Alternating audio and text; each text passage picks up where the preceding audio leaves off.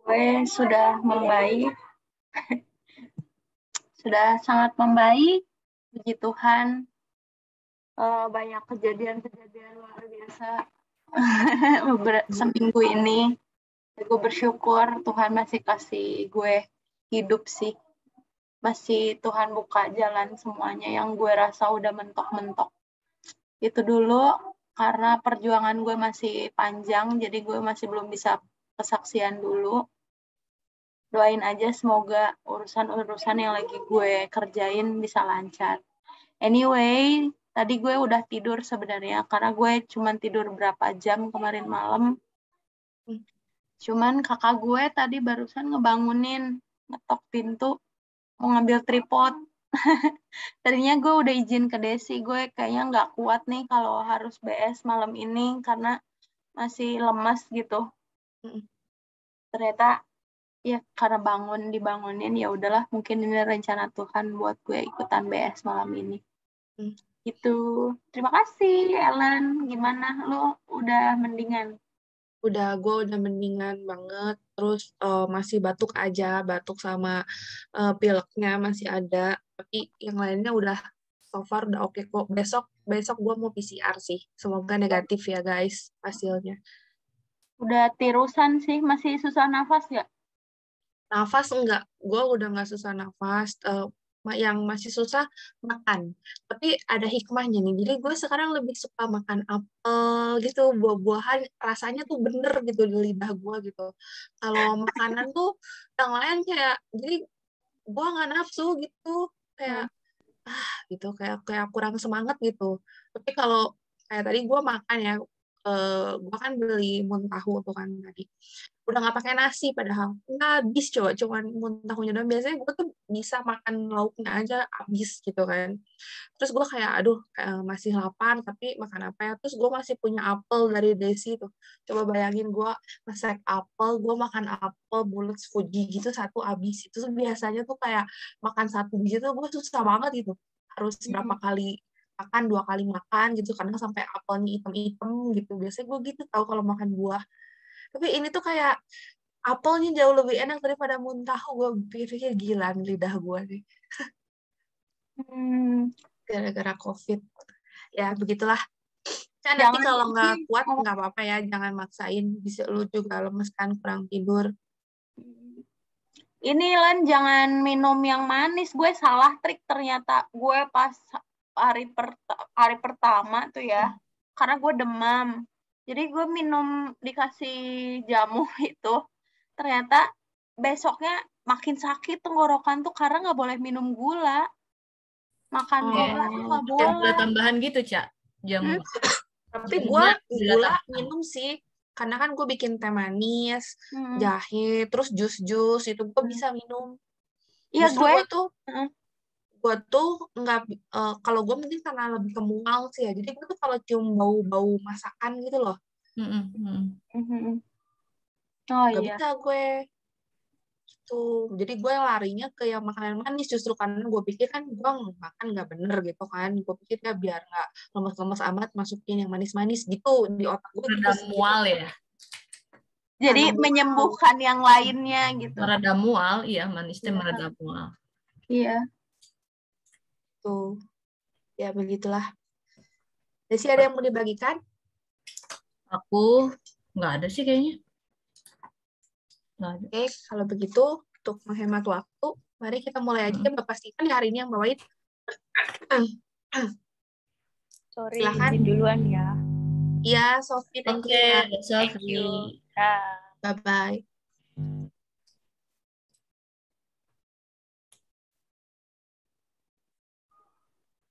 Dia keluar. Hah?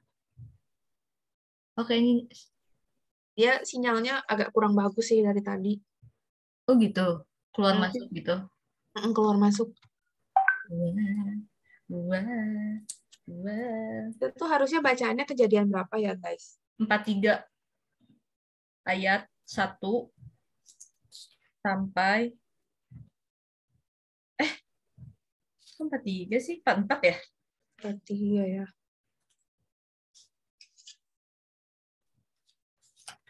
4 saudara 43 udah ya, 44 ya. 43 udah gitu? Udah kan, ini yang saudara-saudara Yusuf datang kan? Ya itu yang 42 minggu lalu. 42 ya, soalnya. Oh, aku salah. Aku salah berarti. Oh ya, berarti saudara-saudara Yusuf pergi ke Mesir untuk kedua kalinya itu ya? Iya, betul. Gimana ya? Kita baca dulu aja kali ya sambil nunggu Steven. Ayo. Oke. Bacanya berarti bergantian dari Desi, gue, Kak Vera, Om Ocha bisa baca? Bisa, bisa. Ko Ferry bisa baca? Kok Ferry nggak bisa kayaknya kan? Ko Ferry belum ya, berarti baca denger aja. Oke, berarti kita coba berempat ya baca. Ganti-gantian oh ya lah ya. Mm-mm. Lan nggak berdoa Kemudian, tadi ya? oh iya berdoa. Tadi udah berdoa sih, berdoa lagi ya. Oke, mari. Teman-teman, marilah kita berdoa.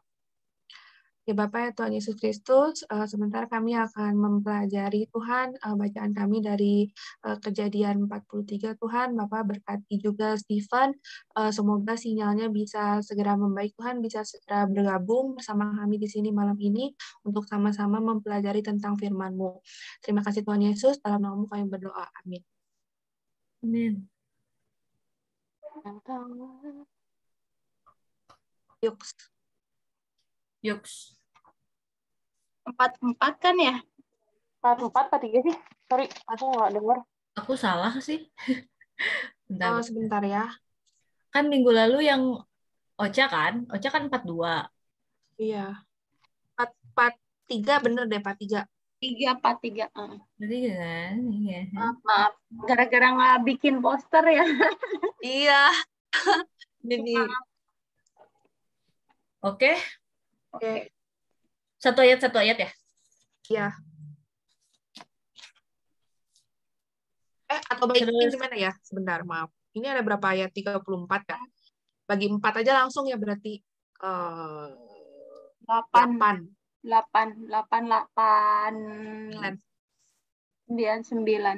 Ya. 9. 8 Des. Lu 8, gua 8, Kak Vera mau Ocha 9. Oke. Mari kita baca, teman-teman. Saudara-saudara Yusuf pergi ke Mesir untuk kedua kalinya. Tetapi hebat sekali kelaparan di negeri itu.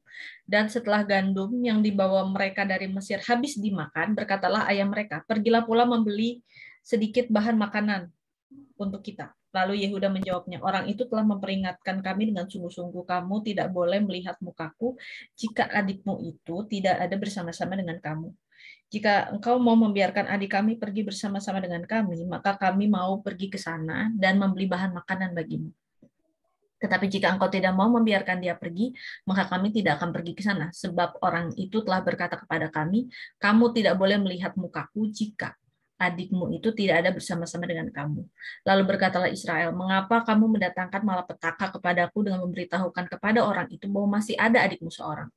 Jawab mereka, orang itu telah menanyai kami dengan seksama tentang kami sendiri dan tentang sanak saudara kita. Masih hidupkah ayahmu? Adakah adikmu lagi? Dan kami telah memberitahukan semuanya kepadanya seperti yang sebenarnya. Bagaimana kami dapat menduga bahwa ia akan berkata, bawalah kemari adikmu itu. Lalu berkatalah Yehuda kepada Israel ayahnya, biarkanlah anak itu pergi bersama-sama dengan aku. Maka kami akan bersiap dan pergi, supaya kita tetap hidup dan jangan mati, baik kami maupun engkau dan anak-anak kami. Akulah yang menanggung dia. Engkau boleh menuntut dia daripadaku jika aku tidak membawa dia kepadamu dan menempatkan dia di depanmu. Maka akulah yang berdosa terhadap engkau untuk selama-lamanya. Jika kita tidak berlambat-lambat, maka tentulah kami sekarang sudah 2 kali pulang. Lalu Israel, ayah mereka, berkata kepadanya, jika demikian, perbuatlah begini. Ambillah hasil yang terbaik dari negeri ini dalam tempat gandummu dan bawalah kepada orang itu sebagai persembahan. Sedikit balsam dan sedikit madu, damar ladan, buah kemiri dan buah badam. Dan bawalah uang 2 kali lipat banyaknya. Uang yang telah dikembalikan ke dalam mulut karung-karungmu itu haruslah kamu bawa kembali. Mungkin itu suatu kekhilafan. Bawalah juga adikmu itu, bersiaplah, dan kembalilah pula kepada orang itu. Allah yang Maha Kuasa kiranya membuat orang itu menaruh belas kasihan kepadamu supaya ia membiarkan saudaramu yang lain itu beserta Benyamin kembali. Mengenai aku ini, jika terpaksa aku kehilangan anak-anakku, biarlah juga kehilangan. Lalu orang-orang itu mengambil persembahan itu dan mengambil uang 2 kali lipat banyaknya. Beserta Benyamin juga, mereka bersiap dan pergi ke Mesir. Kemudian berdirilah mereka di depan Yusuf. Ketika Yusuf melihat Benyamin bersama-sama dengan mereka, berkatalah ia kepada kepala rumahnya, bawalah orang-orang ini ke dalam rumah, sembelihlah seekor hewan, dan siapkanlah itu, sebab orang-orang ini akan makan bersama-sama dengan aku pada tengah hari ini. Orang itu melakukan seperti yang dikatakan Yusuf, dan dibawanyalah orang-orang itu ke dalam rumah Yusuf. Lalu ketakutanlah orang-orang itu karena mereka dibawa ke dalam rumah Yusuf. Kata mereka, yang menjadi sebab kita dibawa ke sini ialah perkara uang yang dikembalikan ke dalam karung kita pada mulanya itu, supaya kita disergap dan ditangkap, dan supaya kita dijadikan budak, dan keledai kita diambil. Karena itu mereka mendekati kepala rumah Yusuf itu, dan berkata kepadanya di depan pintu rumah, mohon bicara Tuan, kami dahulu datang kemari untuk membeli bahan makanan. Tetapi ketika kami sampai ke tempat bermalam dan membuka karung kami, tampaklah uang kami masing-masing dengan tidak kurang jumlahnya ada di dalam mulut karung, tetapi sekarang kami membawanya kembali. Uang lain kami bawa juga kemari untuk membeli bahan makanan. Kami tidak tahu siapa yang menaruh uang kami itu ke dalam karung kami. Tetapi jawabnya, tenang sajalah, jangan takut. Allahmu dan Allah Bapamu telah memberikan kepadamu harta terpendam dalam karungmu. Uangmu itu telah kuterima. Kemudian dikeluarkannyalah Simeon dan dibawanya kepada mereka. Setelah orang itu membawa mereka ke dalam rumah Yusuf, diberikannya air supaya mereka membasuh kaki, juga keledai mereka diberinya makan. Sesudah itu mereka menyiapkan persembahannya, menantikan Yusuf datang pada waktu tengah hari, sebab mereka telah mendengar bahwa mereka akan makan di situ. Ketika Yusuf telah pulang, mereka membawa persembahan yang ada pada mereka itu kepada Yusuf di dalam rumah. Lalu sujud kepadanya sampai ke tanah. Sudah itu ia bertanya kepada mereka, apakah mereka selamat? Lagi katanya, apakah ayahmu yang tua yang kamu sebutkan itu selamat? Masih hidupkah ia? Jawab mereka, hambamu ayah kami ada selamat, ia masih hidup. Sesudah itu berlututlah mereka dan sujud. Ketika Yusuf memandang kepada mereka, dilihatnya Benyamin adiknya yang seibu dengan dia. Lalu katanya, inilah adikmu yang bungsu itu yang telah kamu sebut-sebut kepada aku. Lagi katanya, Allah kiranya memberikan kasih karunia kepadamu anakku. Lalu segeralah Yusuf pergi dari situ, sebab hatinya sangat terharu merindukan adiknya itu. Ya, suaranya makin kecil. Dan dicarinyalah tempat untuk menangis. Ia masuk ke dalam kamar, lalu menangis di situ. Sesudah itu dibasuhnyalah mukanya dan ia tampil keluar.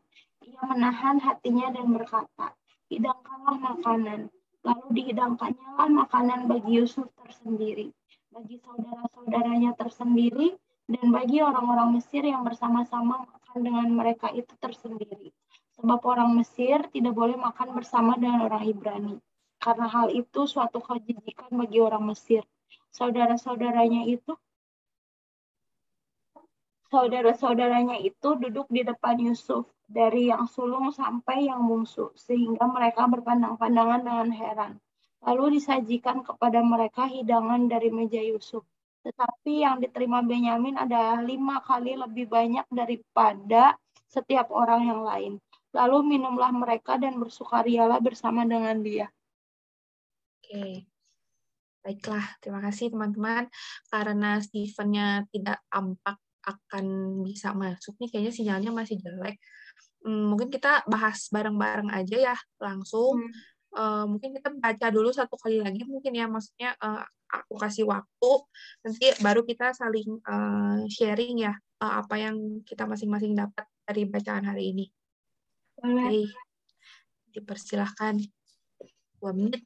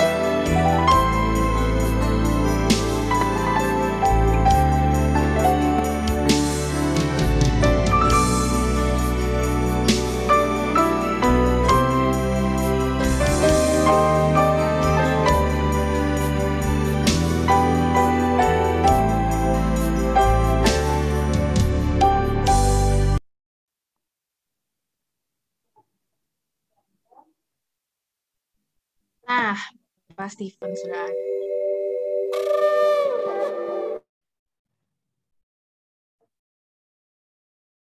Oke, jadi tadi kita udah baca nih Pak. Dari ayat 43 ya.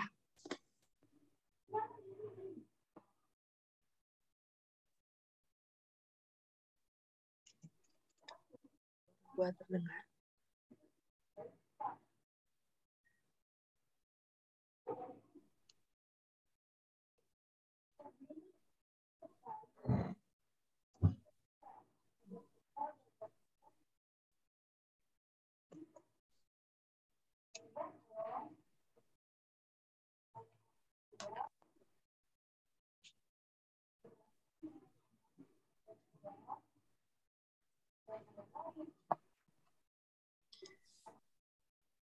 Lan diulang aja, kayaknya Steven nggak dengar tadi.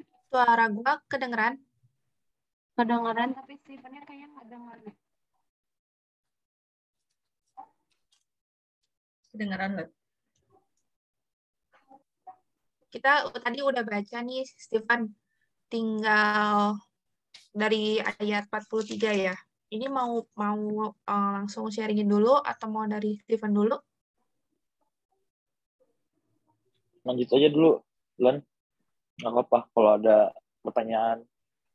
Oke, baik. Nanti kita diskusiin bareng-bareng. Oke.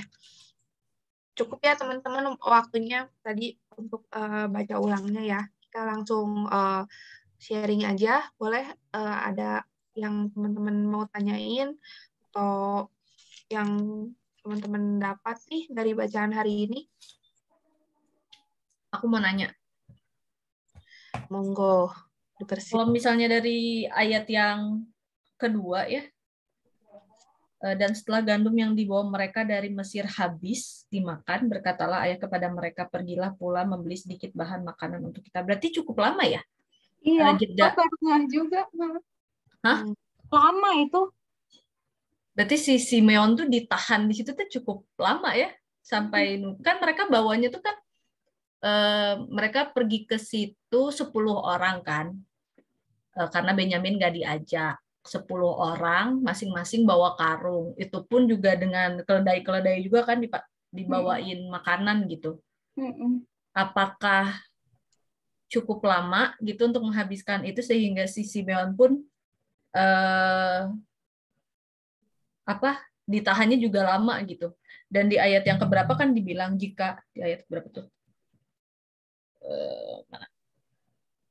Ayat 10. Jika kita tidak berlambat-lambat, berarti mungkin ada usaha yang diberikan dilakukan oleh Yehuda, oleh Ruben untuk ayo Bapak kita ke sana lagi, kita harus bawa Benyamin apa segala macam, tapi mungkin ditahan-tahan karena bapaknya nggak mau gitu. Berarti cukup lama ya proses sampai mereka mau datang lagi kedua kali gitu. Iya berarti. Gitu nggak sih? Iya. Tapi tepatnya berapa tahunnya nggak ada ini ya. Tahu ya. Tapi itu juga kan mereka ngasih makan nggak cuma buat mereka 10 orang aja, tapi untuk pembantunya, Sebangsanya itu ya. Yang tinggal di tempatnya, anak-anaknya gitu. Iya. Gue silent dulu ya, kakak gue lagi rekaman. Nggak kedengeran sih, Cak. Apa? Iya, gue-nya kedengeran. Oh, iya. Oke. Oke.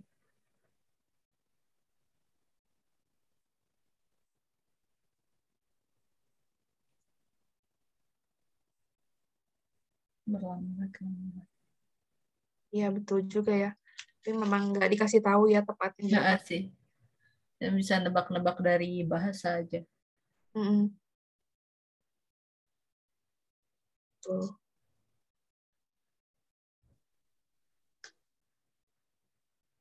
Dan kayaknya begitu nunggu mepet dulu gitu, nunggu benar-benar udah habis baru bapaknya rada lunak gitu. Terus ditambah juga sama si Yehudanya kan, Yehudanya memberi diri kalau misalnya anak ini nggak kembali bisa dituntut ke dia gitu.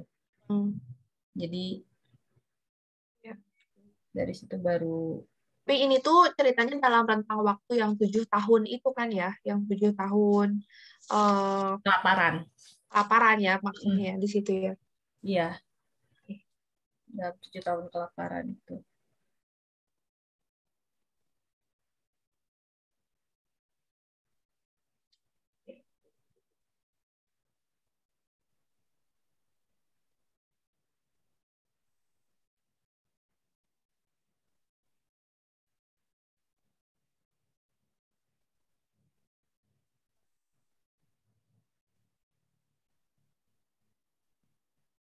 Kak Vera ada yang mau dibagikan?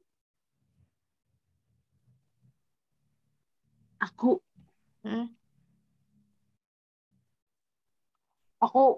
dapetin ini. Yang pertamanya tuh yang ayat 23 ya, tetapi jawabnya, tenang sajalah, jangan takut, Allahmu dan Allah Bapamu telah memberikan kepadamu harta terpendam dalam karungmu. Jadi itu kayak, apa sih namanya, bersyukur banget gitu ya, punya Tuhan kayak Tuhan, kayak Tuhan kita gitu.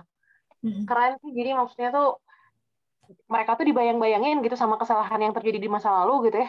Tapi karena Tuhannya, Tuhan yang luar biasa gitu ya, jadi kayak dapet privilege aja gitu. Keren sih, jadi punya Tuhan kita teh keren gitu.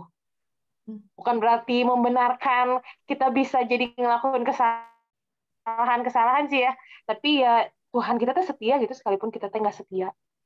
Luar biasa sih.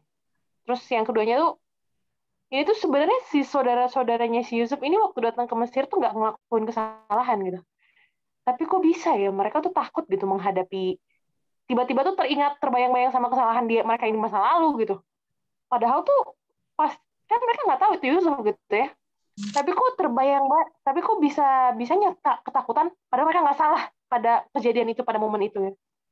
Jadi tuh ternyata ya kesalahan itu, saya belajar bahwa kesalahan yang kita kerjain itu bisa membayangi kita di masa depan gitu. Sekalipun mungkin kejadian masa depan tuh momennya tuh nggak beda gitu, tapi tuh kita juga sering kayak gitu ya, nyambungin, yuk itu mungkin karena yang itu gitu. Tapi kalau di dalam Tuhan sih harusnya kalau kita sudah mengaku dosa gitu, ya percayalah kalau ketika Tuhan sudah selesaiin ya selesai sih harusnya gitu ya. Gitu sih, berhati-hati dalam bertindak kali ya. Gitu lah. Gitu. Ya, Next. bener sih. Kadang kalau orang istilahnya ini kan kayak, padahal mungkin sebenarnya orang nggak tahu ya kita dosa kita apa, tapi kalau kita ngerasa punya dosa gitu ya, kadang suka ketakutan sendiri gitu. Padahal sebenarnya belum tentu orang lainnya tahu dosa kita gitu sebetulnya. Kayak gitu ya. Mungkin si saudara-saudaranya Yusuf gitu, merasa punya salah. Iya, Ya, padahal padahal tuh mereka juga ceritanya juga nggak tahu ya kalau itu tuh iya, Yusuf. iya. Kalau gue sih dapetnya ya dari bacaan ini dari minggu lalu juga ya sebenarnya. Kalau minggu lalu kan lebih ke tentang apa memaafkan gitu ya. Tapi kalau udah dilanjut gitu ke bacaan yang 43-nya nih, gue ngelihatnya lebih ke apa tentang pertobatan sih di sini kalau gue ngelihatnya gitu ya. Kayak pertobatan tapi yang juga maksudnya gini loh, diceritainnya tentang gimana Tuhan tuh kayak yang gue dapat ya, kayak nggak peduli kayak asalkan kitanya ada niat dan usaha gitu untuk balik gitu, ujung-ujungnya kita dimaafin juga gitu, ujung-ujungnya kita dapat berkat juga gitu. Kalau gue lihatnya itu sih kayak gimana ketika saudara-saudaranya akhirnya kan dibilangin syaratnya harus bawa Benyamin ke situ gitu kan.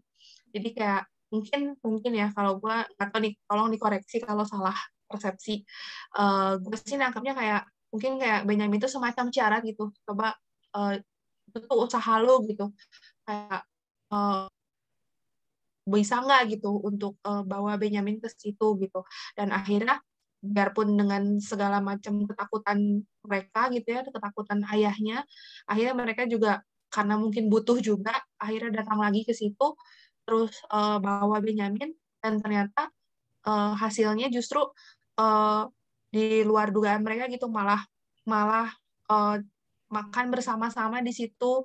Lalu yang di ayat 23 juga tadi sama nih yang gue dapat amazing-nya gitu ya. Yang tenang sajalah, jangan takut, Allahmu dan Allah Bapamu telah memberikan kepadamu harta terpendam dalam karungmu, uangmu itu telah kuterima. Itu kayak gimana sih mereka dengan ketakutannya, tapi dengan dosa-dosanya itu malah ketika datang tuh malah diterima dan mendapatkannya nggak sesuai yang mereka bayangkan gitu. Bahkan ketika makan bersama-sama aja mereka kayak bingung gitu ya, kayak berpandang-pandangan dengan heran gitu. Kok disajikan makanan, dihidangkan dan makan bareng di situ sama Yusuf gitu. Itu sih di situ.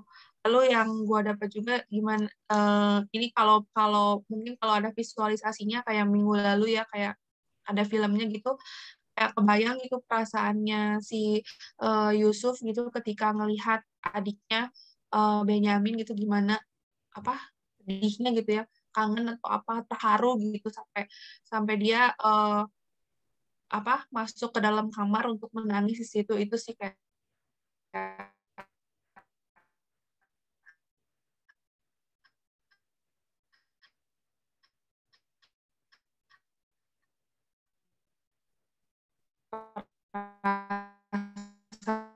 perasaannya saudaranya di situ gitu, dan betapa berbesar juga gitu dengan ngelihat aku itu saudara-saudaranya gitu kan, saudara-saudaranya gitu, tetap akhirnya memaafkan mereka juga sih. Kalau gue jadi dapatnya kayak lebih ke gimana kalau kita nggak sangka-sangka gitu, kadang yang ada di otak kita tuh kayak belum tentu kejadiannya seperti itu. Kadang kayak kita sendiri kan kalau misalkan kita ngerasa punya dosa gitu ya, punya salah lah, nggak usah dosa, punya salah gitu, kadang kayak udah overthinking sendiri gitu, kayaknya gue nggak akan dimaafin, kayaknya gue gini gitu. Tapi kalau ternyata kita memang ada niat yang nggak aneh-aneh gitu ya, niatnya tulus, ya hasilnya bisa baik juga gitu, kayak ada pintu maaf lah gitu di situ gitu, dan malah bahkan Tuhan berkati lebih gitu. Itu sih kalau yang gue dapat. Nambahin dari yang tadi Ellen sampaikan, tadi poin yang Ellen bilang walaupun ketakutan tapi mereka datang, itu aku seketika jadi kayak ingat ada ayat firman Tuhan yang bilang kayak gini, jangan takut menghampiri tahta kasih karunia Tuhan gitu. Coba ya cari alamatnya. Kalau nggak salah tuh lanjutannya, karena dengan menghampiri tahta kasih karunia Tuhan kita akan mendapatkan pertolongan yang kita butuhkan. Jadi korelasinya dengan kisah ini, ya mereka bisa mengenyampingkan segala ketakutan mereka, ya karena mungkin karena no choice juga ya saat itu ya. Yang punya sumber makanan tuh kan cuman Yusuf dan kerajaan Mesir gitu. Jadi mereka benar-benar kayak maju or die gitu. Pilihannya udah kayak gitu aja kali ya saat itu gitu. Kalau mereka pilihannya datengin atau mati kelaparan gitu istilahnya si keluarga ini. Tapi ya udah saat itu jadinya mereka melihat mengenyampingkan si ketakutannya itu untuk datang ke Mesir. Mungkin kalau misalnya sambungin lagi ke ayat yang tadi, bahwa ya kita yang namanya mengiring Tuhan pasti nggak luput dari yang namanya jatuh bangun ya. Ada aja gitu mungkin kita menyakiti, nggak directly nyakitin Tuhan tapi mungkin nyakitin sesama, misalnya kata gitu, dengan apapun lah yang bisa kita lakukan. Ya caranya mungkin dibandingkan kita merasa terus terkungkung dengan ketakutan, ya memberanikan diri datang ke tahta kasih karunia Tuhan gitu untuk nerima pertolongan yang kita butuhin gitu. Jadi kayak nge-encourage kita bahwa apapun ketakutan atau kondisi yang mungkin menghalangi kita untuk datang sama Tuhan, itu harus punya courage yang lebih untuk kesampingkan itu gitu, untuk datanglah gitu, hampiri Tuhan, datang sama Tuhan gitu. Karena dari situ ya balik lagi, kalau misalnya di kisah ini Yusuf adalah sumber makanan saat itu, ya Tuhan tentu saja sumber segala-galanya bagi kita kan. Ya. Kayak gitu. Jadi diingetin lagi. Lalu yang gue pikirin juga ya kayak kenapa dia waktu pas di ayat 42 ya, kenapa dia menahan satu orang saudaranya ya, Simeon gitu. Kayak mau nggak mau tuh kayak dikasih apa? Kayak dikasih pilihan tuh mau nggak mau mereka tuh kudu balik lagi gitu. Karena ada saudaranya tuh ketinggalan gitu di situ. Yeah. Jadi kayak semacam syarat gitu ya. Kalau nggak tahu sih, gue ngeliatnya tuh kayak Yusuf tuh kayak ini kira-kira saudara-saudaranya bakal ninggalin kah atau bakal balik lagi kah gitu untuk menyelamatkan Simeon gitu ya, mungkin gitu kan, kayak kan karena itu salah satu syarat kalau datang lagi harus bawa Benyamin seperti itu ya. Iya. Kalau nggak kayak gitu kenapa harus ditinggalin satu gitu, maksud gua gitu kayak ya udah gitu kalau memang dia nggak ada apa ya, nggak ada keinginan untuk ketemu lagi mungkin, atau mungkin udah benci gitu ya, mungkin udah kesel banget atau gimana gitu. Itu sih jadi kayak agak miss juga gitu, kayak maksudnya tujuannya kenapa ya gitu, kenapa kok harus seperti itu gitu. Karena kalau nggak gitu pun bisa kan seharusnya gitu. Kalau memang dia istilahnya cuma mau nolong tapi ya mau ngejebak atau gimana gitu, kenapa harus ditinggalin salah satu saudaranya si Meon di situ gitu. Apakah memang sengaja supaya mereka tuh pada balik lagi ke situ, atau dia udah punya perkiraan gitu Yusuf kalau mereka pasti balik lagi gitu, mau nggak mau gitu. Kan lagian mereka tuh balik lagi kan bahan makanannya habis gitu. Kenapa Simeon mesti ditahan gitu? Ya, itu. Lagian kalau bahan makanannya habis kan pasti dagang dong, dan sumbernya kan cuma di Mesir. Iya. Tadi Ella ngomong gitu ya. Oh, iya. Berarti Iya lepas gitu. lah. Iya gitu. Kenapa harus ditinggalin satu? Kenapa Simeon harus ditahan di situ gitu sebagai syarat gitu? Apa gitu? Kayaknya sih ya kalau misalnya aku tangkap karena murni, atau ya bisa koreksi ya kalau salah. Murni Benyamin Yusuf rindu Benyamin. Gimana caranya dia bisa ketemu si Benyamin? Tahan Ya, salah satu.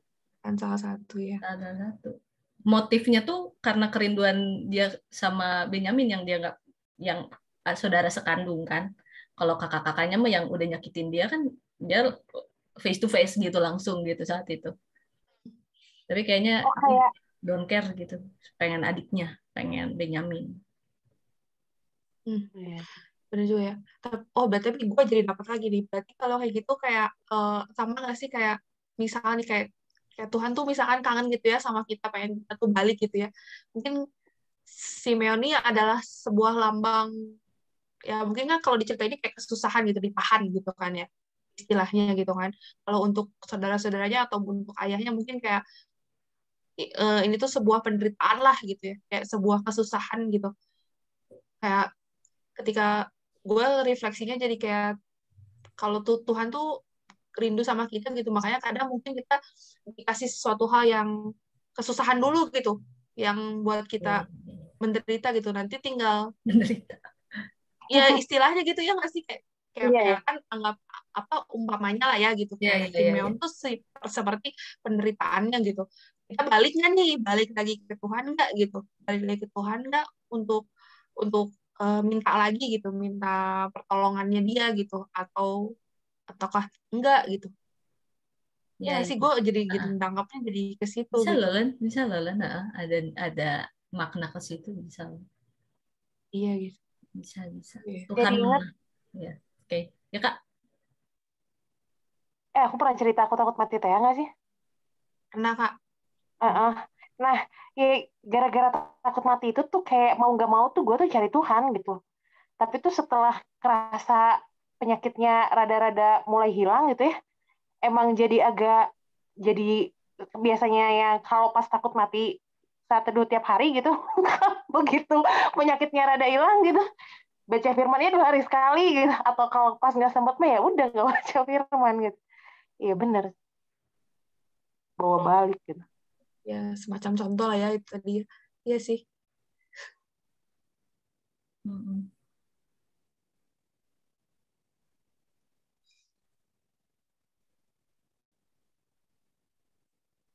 Iya biar kita balik. Iya benar.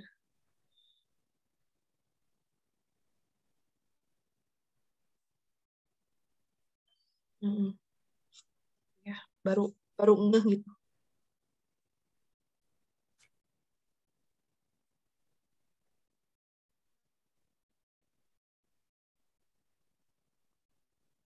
Hai Desi Taringan. Halo. Sushinya enak loh by the way kemarin. Terima kasih ya. Sama-sama. Bisa lo gue makan blek-blek. Langsung nafsu makan. Soalnya Enak waktu aku soalnya COVID hari ada keberapa baru bisa makan. crunchy-crunchy.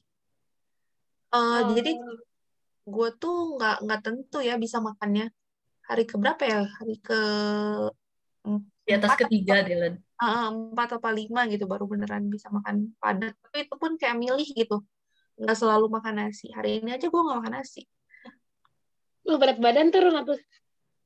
Harusnya ya. Udah tirus tuh, Des. Wah ya nih.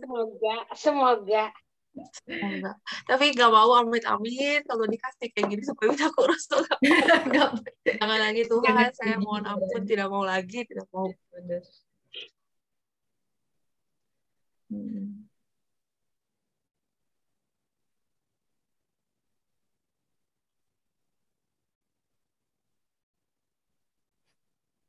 Terus ya, sorry.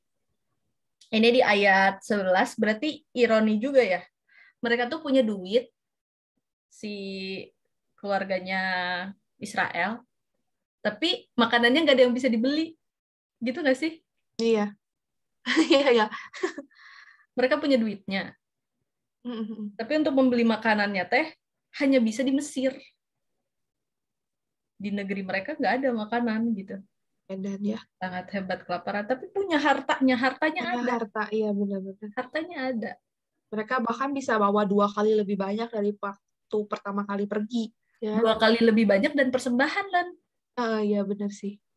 Berarti sebenarnya bukan susah, bukan orang susah juga ya.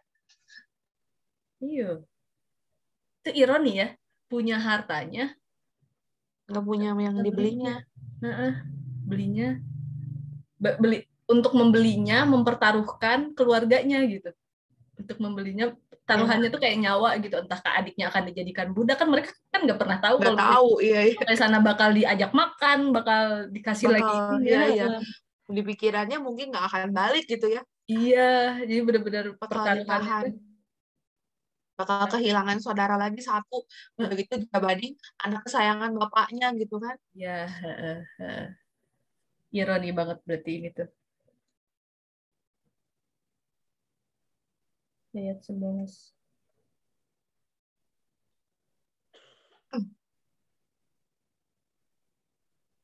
Siapa kembali?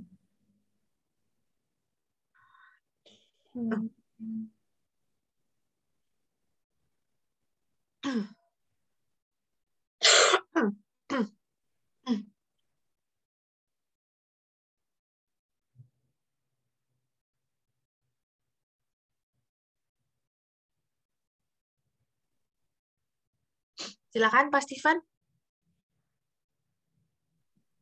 Halo, malam. Malam. Ini masih lanjutan dari yang minggu lalu ya, pelajaran kita.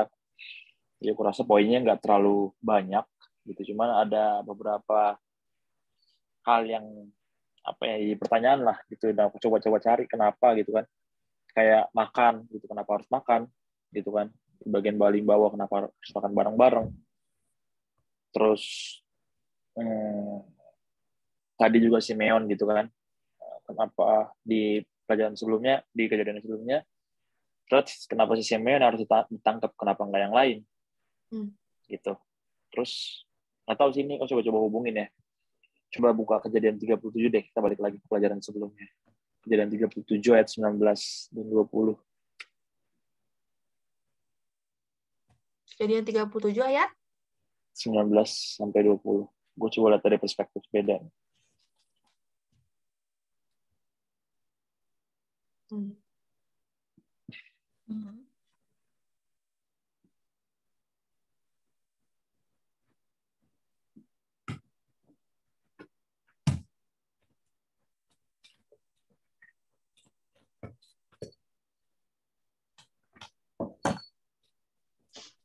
Dapat ya?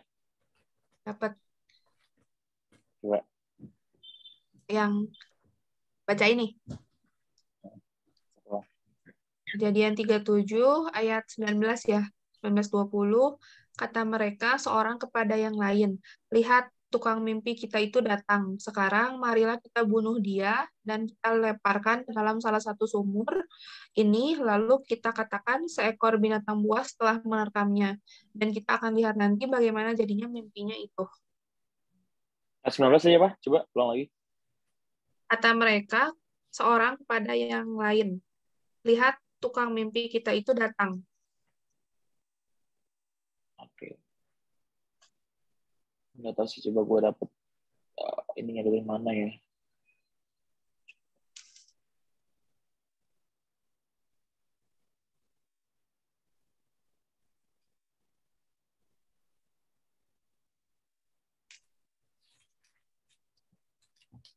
Oke. Gue sih kalau ngeliat bentar ya. Bentar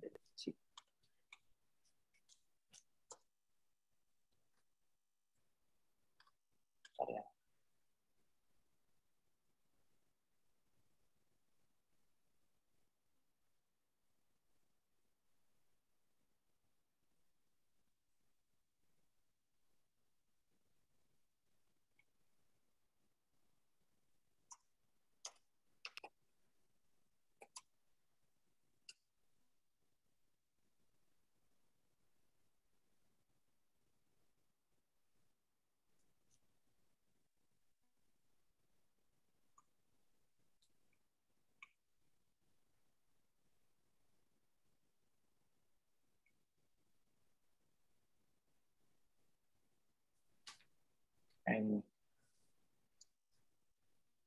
Jadi yang nyuruh Ruben, maksudnya yang nyuruh Ruben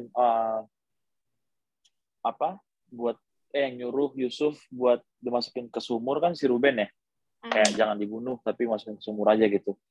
Gue sih coba cari konkordansinya, katanya sih si Simeon, ya ini gue nggak tahu kebenaran, tapi konkordansi bilang katanya Simeon yang ngusulin awalnya itu untuk dibunuh. Iya, Jadi yang ngusulin kenapa? Untuk dibunuh. Iya, awal yang ngusulin buat dibunuh. Jadi di mana? Kenapa, Des? Iya, di film yang kemarin Ocha juga Simeon.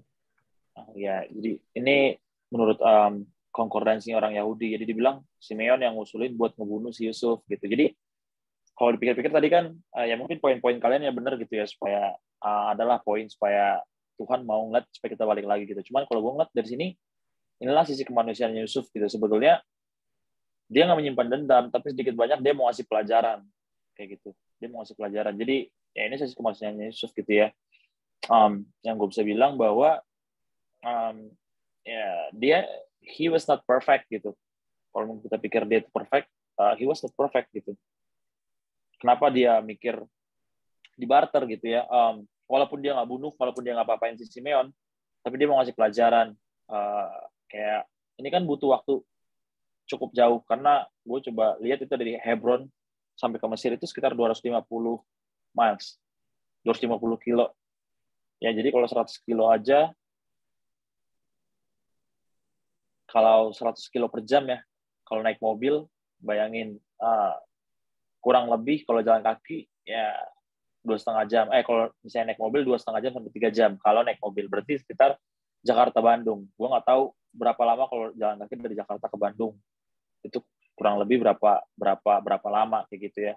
Mungkin nggak pikir tahunan, tapi gue mikir ini mungkin butuh beberapa waktu, mungkin minggu, mungkin bulanan untuk jalan kayak gitu. Dan gue juga nggak tahu di sini pada waktu itu, yang pasti umur mereka tuh udah cukup tua ya. Jadi mungkin mereka udah pada punya keluarga, ya punya anak, si abang-abang Yusuf ini. Jadi suffernya itu bukan cuma karena dia di penjara dan abang-abangnya balik lagi ke rumah, tapi mungkin dia harus ninggalin anaknya, dia harus ninggalin istrinya kayak gitu. Jadi secara nggak langsung dia menderita juga kayak gitu. Itu sih yang gue tangkep.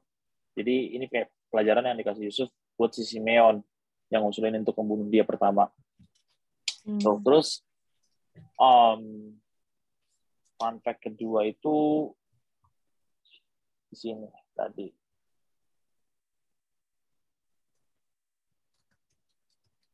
Oh ya, jadi kan di sini ini hubungannya ya balik lagi ke kayak kita manusia lah gitu. Tadi mungkin udah disebutin, tapi ini gue cuma mau emphasize gitu. Ketika mereka balik lagi kan si Yakub nggak bolehin kan awalnya kan, mending gue mati aja lah gitu. Kemarin udah Yusuf mati, terus sekarang Simeon ditangkap, terus sekarang lo mau bawa Benyamin lagi gitu kan, kayak gimana gitu, mending gue aja yang mati lah kayak gitu. Tapi akhirnya walaupun ujung-ujungnya mereka tetap bawa Benyamin gitu, si Yakub dan abang-abang ini mereka tetap pakai, maksudnya mereka udah tahu duit mereka dibalikin kemarin gitu kan ya, kayak yang tadi Desi bilang, duit mereka tuh nggak ada harganya sebetulnya buat si Yusuf itu gitu. Tapi mereka tetap usaha, bahkan bawa 2 kali lipat uang, dan juga bawa madu, damar, ya kan, buah-buahan lah gitu, bekal-bekal gitu. Ya mereka masih berusaha buat kayak bisa nyogok lah, melembutkan hatinya si Yusuf ini gitu.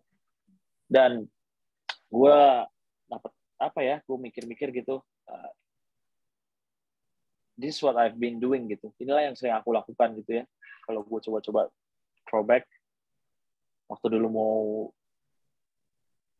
tamat SMA, mungkin sebelum itulah, waktu mungkin dulu gue pertama kali nabrak ya, naik motor teman, yang gue pernah cerita dulu, naik motor teman kelas 3 SMP, terus gue itu berdoa gitu, kayak nangis ke kamar supaya gue boleh lepas, karena waktu itu mamaku kayak nggak mau tanggung jawab lah, karena diminta 300.000 kan buat benerin mod saya begitu. Terus kayak ibu-ibunya ini saudaranya polisi gitu lah, intinya dia ngancem gue bakal masukin lu ke penjara lah kalau lu nggak bayar 300.000 ini, kata gitu.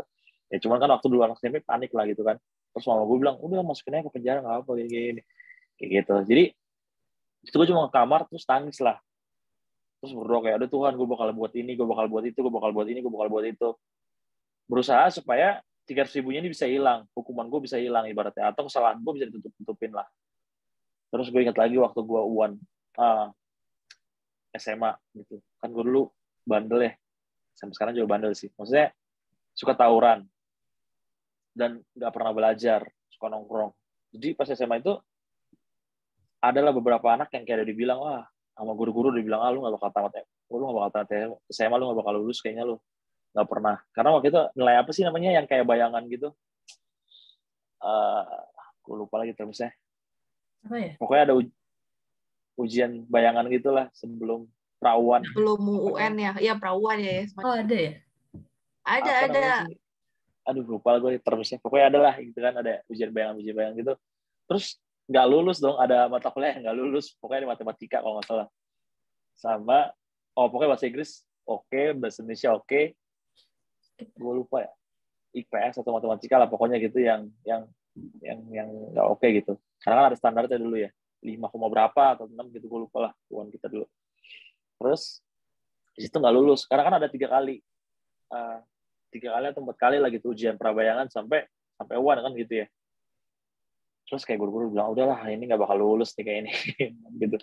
Terus ya nggak tahu lah gitu, kayak di semester pertama gue masih tetap main-main, gue masih nongkrong, gue masih tetap enjoy, sampai di pas semester 2 udah panik dong gitu kan, udah gagal terus nih bayangan UAN. Terus gue cuma kayak datang berdoa gitu kan, kayak Tuhan tolonglah, kalau gue lulus UAN ini gue bakal lakuin apa aja yang lu pengen, gue bakal buat ini, gue bakal buat itu. Same gitu, sama hal yang dibuat sama Yakub sama saudaranya Yusuf itu sama gitu. Mereka punya perasaan bersalah karena mereka maksudnya ini selain Yakub gitu dah, ibaratnya si saudara Yusuf ini punya perasaan bersalah karena mereka tahu mereka bikin salah gitu sama si Yusuf, walaupun mereka nggak tahu ibaratnya ini Yusuf yang mereka ketemuin di Mesir kan gitu. Cuma maksudnya kayak perasaan bersalah itu kayak itu sesuatu yang kayak mereka harus bayar gitu, karena ini nih gue jadi susah sekarang kayak gitu lah, intinya kayak gitu kan. Mereka ngerasa kayak Tuhan ngasih hukuman buat mereka. Dan mereka coba buat bayar itu gitu dengan uang mereka, dengan semua persembahan-persembahan mereka.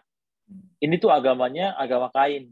Ya, kalau kita mau balik ke cerita kita yang pertama banget dulu itu agamanya agama Kain.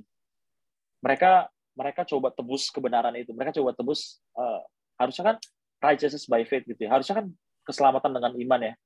Ya kan? Kalau Martin Luther bilang sola fide, sola gratia sama sola scriptura gitu kan. Karena itu orang Kristen itu cuman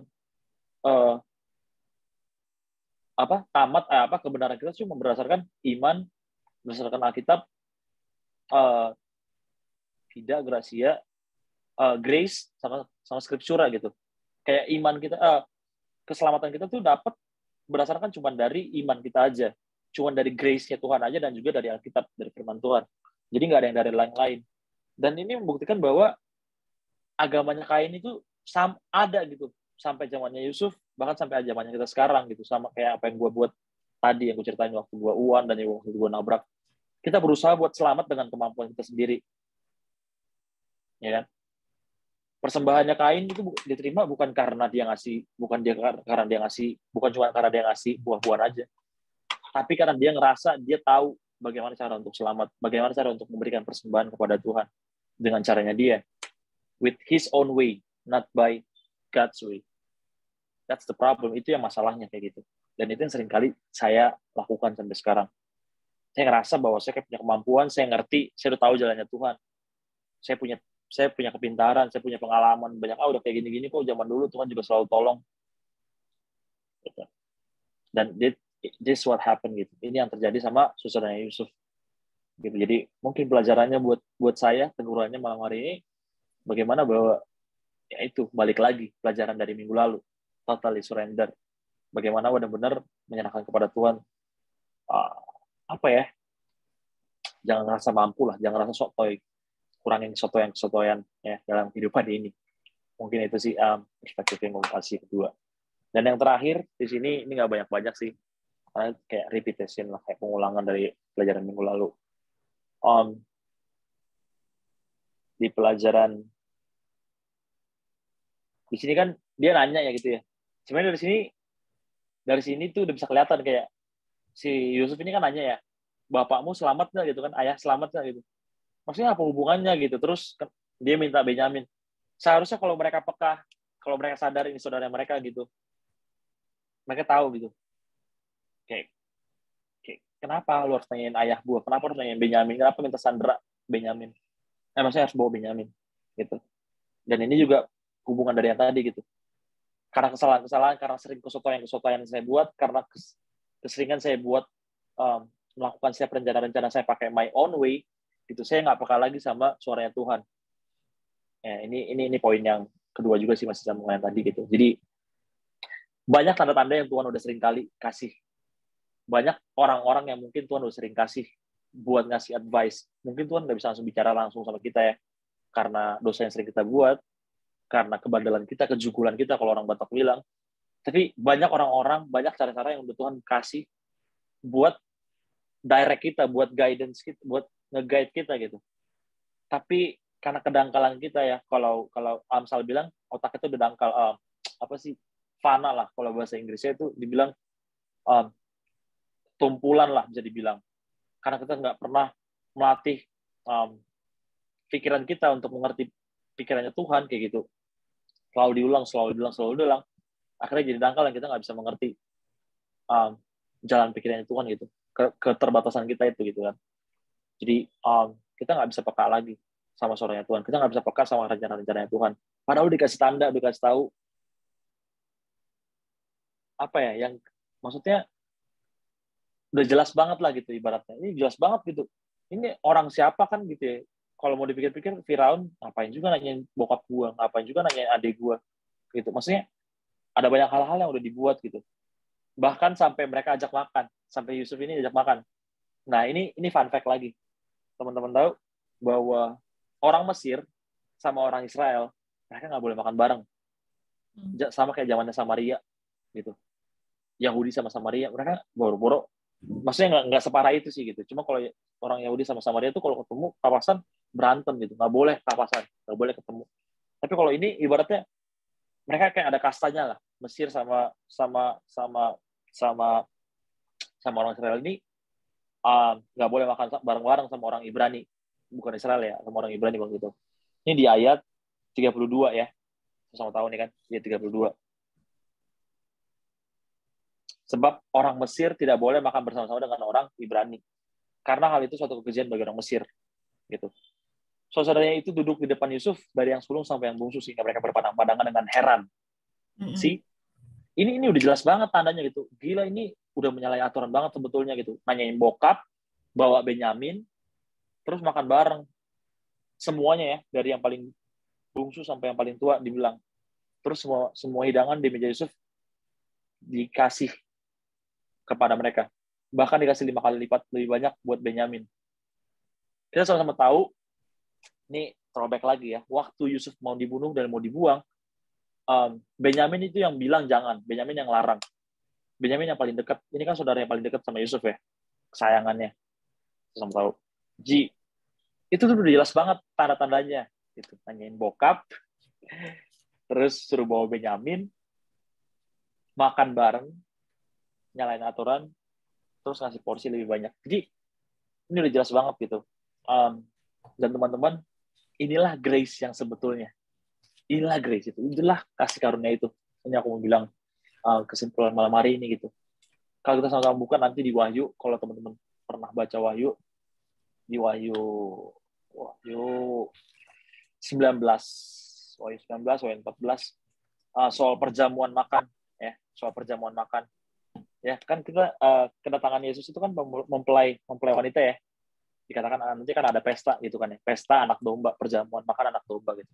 Di mana ya kita orang-orang ibaratnya itu di Wahyu 14 masuknya ke 144.000 lah, orang-orang yang the remnant lah, orang yang setia, yang apa ya, yang sampai Yesus datang nanti mereka dapat setia kayak gitu. Mereka tetap jatuh ke dalam dosa, tapi maksudnya dengan pikiran mereka yang selalu benar-benar total surrender sampai mereka akhirnya nggak ada cacat celah lagi gitu, dianggap nggak ada cacat celah lagi gitu, dibenarkan lah gitu sama darah anak domba itu, dan mereka masuk ke dalam perjamuan. Di Wahyu 14 itu dibilang mereka itu orang-orang yang seharusnya bisa dikatakan orang-orang yang suci lah, ya, the remnant, the saint gitu. Di dalam pesta perjamuan anak domba itu nggak ada orang-orang yang nggak suci sebetulnya gitu, nggak ada orang-orang yang nggak suci. Dan kalau kita bisa lihat hidangan ini ya, perjamuan ini itu ada hubungannya. Kalau aku mikir kita ada hubungannya bahwa sebenarnya kita ini orang-orang yang nggak punya kesempatan, kita yang nggak punya chance untuk benar, karena kita sudah hakikatnya orang-orang berdosa dan jatuh ke dalam dosa terus, gitu. Tapi karena blood of the lamb gitu, karena darah anak domba itu, karena Yesus gitu, kita bisa dianggap benar dan kita bisa masuk ke dalam perjamuan anak domba itu gitu. Dan ini hal yang sama gitu. Karena si Yusuf ini sacrifice perasaannya dia, ya walaupun dia udah benci banget, walaupun saudara itu udah benci banget sama si Yusuf, bahkan pengen bunuh Yusuf, ngejual Yusuf, nginjek Yusuf, bahkan mereka masih mau coba trikin Yusuf ya, dengan menyogok Yusuf lah bisa dibilang, dengan bawa-bawa persembahan. Bukankah itu yang kita buat gitu, umat-umat Tuhan buat sampai sekarang gitu, jugul-jugulnya. Tapi balik lagi gitu, imannya 144.000 ya, imannya orang-orang the remnant atau orang-orang setia yang didapati setia nanti pada saat perjamuan anak domba itu gitu. Itulah iman yang Yesus bantu gitu, yang Yesus anggap mereka sebagai dibenarkan lah, bisa despite dari setiap dosa-dosa mereka, despite dari setiap kekurangan yang mereka punya gitu. Itulah grace itu gitu. Itulah kasih karunia itu yang Yesus nggak ingat-ingat lagi. Yesus tahu mungkin udah nyalipin Yesus berapa kali, udah ngebunuh Yesus berapa kali, tapi mereka tetap makan sama-sama anak domba itu gitu dalam pesta perjamuan.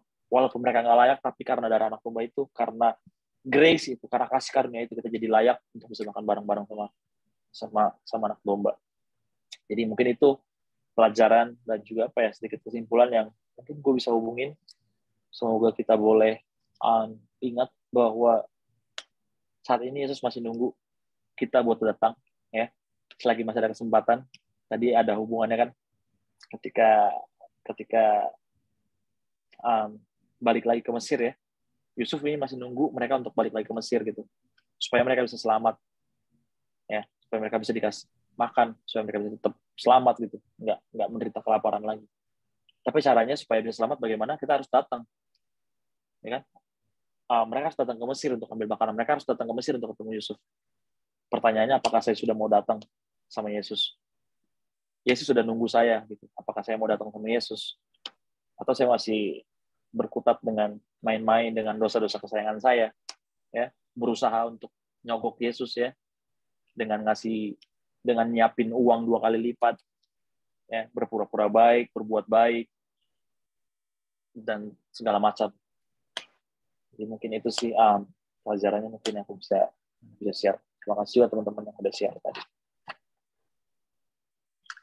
Thank you banget, Stephen. Udah sekalian di summarize juga tadi ya.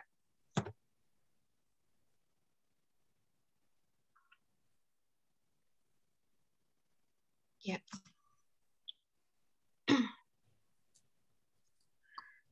Oke. Kita tutup doa ya. Sebentar ya.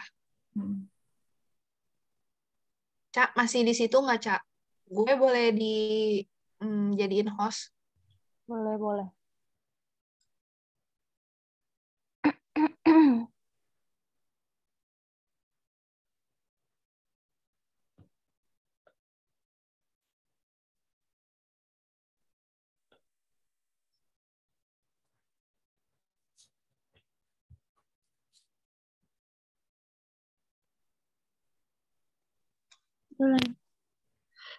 Oke, bentar.